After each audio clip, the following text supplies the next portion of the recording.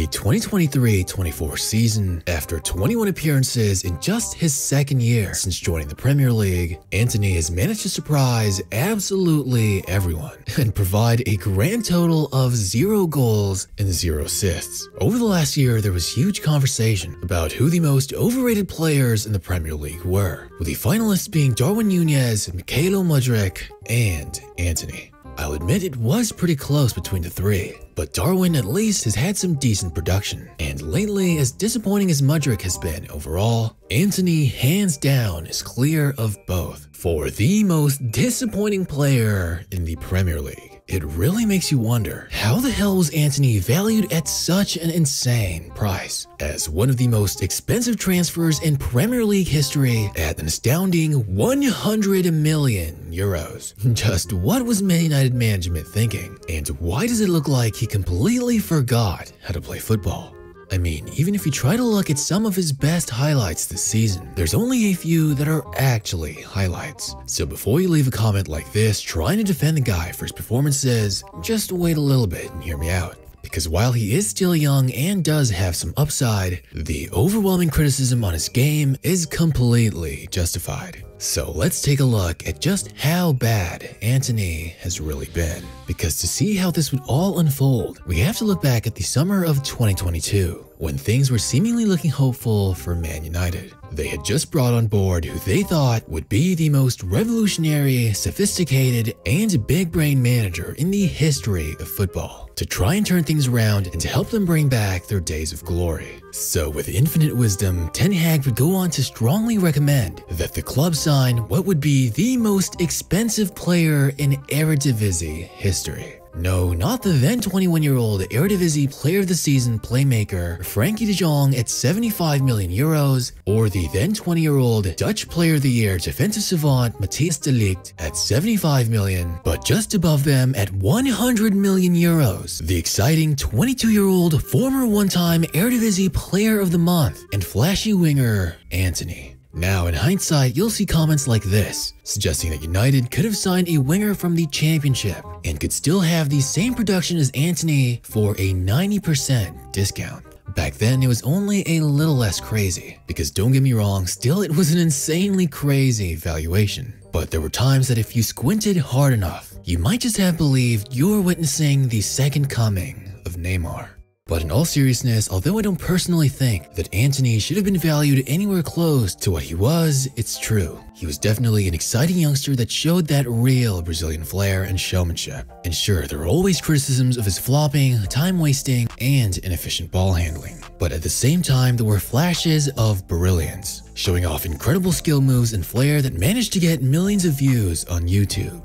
To call him exciting and say that he had massive potential was definitely valid. But I'm sure that Ajax fans could agree on me with this one, when I say he was definitely far from consistent. But when Antony was a winger in Ajax, playing against clubs like Groningen and surrounded with the best squad in the entire league, it definitely had an impact in making things look a little easier for Antony. However, even despite that fact, back then he could often glide down the wing effortlessly, slashing and breaking past most players in his path. But the issue of him stalling any fluid movement to try and impress or simply do too much with his skill moves was a double-edged sword. Sure, when it was successful, it would be a joy to watch and would definitely make it to the highlight reels. More often than not, it wasn't really all that necessary, nor was it ever as effective as when he tries to actually play intelligently and move the ball with purpose or advance the play. But it's not like his playstyle in Ajax was really all that different from how he's been operating in Man United. He would often do the very same moves, bringing the ball to a complete or near stop before doing a bunch of step overs or trying to feint defenders. However, it's never really been particularly efficient. He's never really been elite at advancing the ball or beating defenders. If he tries to use his skill moves to beat defenders one-on-one, he'll rarely ever try to utilize his pace, instead opting to slow down the ball or come to a complete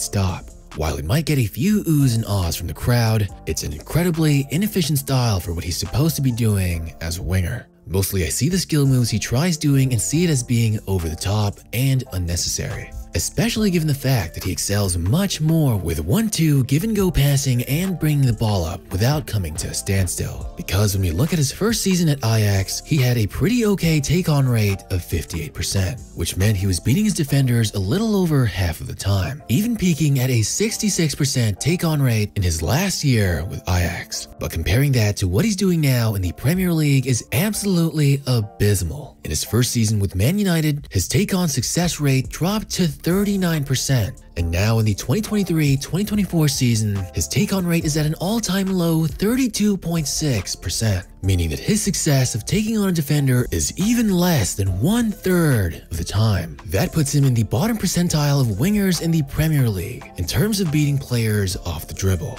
And I guess it's fair to say that the quality of defense he was up against in the Eredivisie were just not as tough as they are in the Premier League, both in skill and physicality. And yet he hasn't really made any constructive change to his style of play, despite the obvious signs that it's not working out so well. Instead of being more active with give-and-goes, or perhaps playing more intelligently to beat his defender, we know all too well that he does things like this.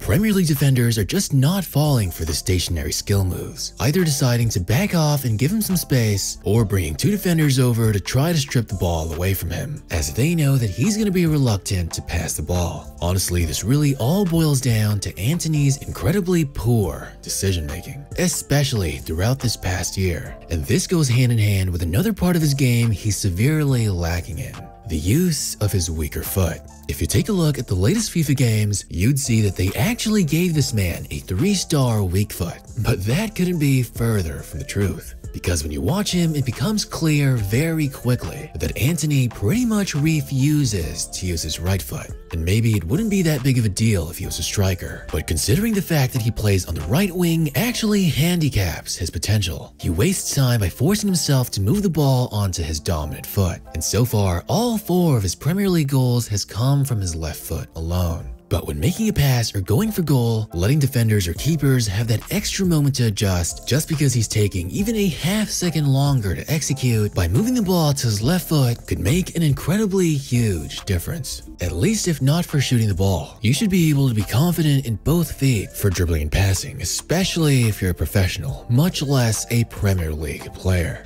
And yes, I know there are some who only really use one foot, with one player especially famous for basically doing everything off of one foot and yet still able to absolutely destroy defenders. And of course, I'm talking about Arjen Robben. But there are some copers who legitimately believe that Antony plays like Robben, and that couldn't be further from the truth. Robben could efficiently and effortlessly beat defenders, something that Antony really needs to work on. And even United legend Paul Scholes criticized Antony, basically calling him a one-trick pony and saying he doesn't play intelligently as a winger, whether it be running behind or cutting into open spaces to receive the ball. Instead, either just passing it back to the fullback and wasting momentum, or trying to take on defenders, which he has been very poor in doing. However, to cut Antony some slack, I personally believe wingers are becoming very dull in recent years, lacking the skill and technical ability that wingers of the last decade have had. With only a handful of wingers these days, especially in the Premier League, having success in taking on defenders on a consistent basis, like Kaoru Mitoma, for example. And if we look at his Premier League stats, in his debut season he had an already low 33% shooting accuracy, but this season it's dropped to an even lower 25%. And his number of passes has dropped from nearly 31 a game to only around 22 per game,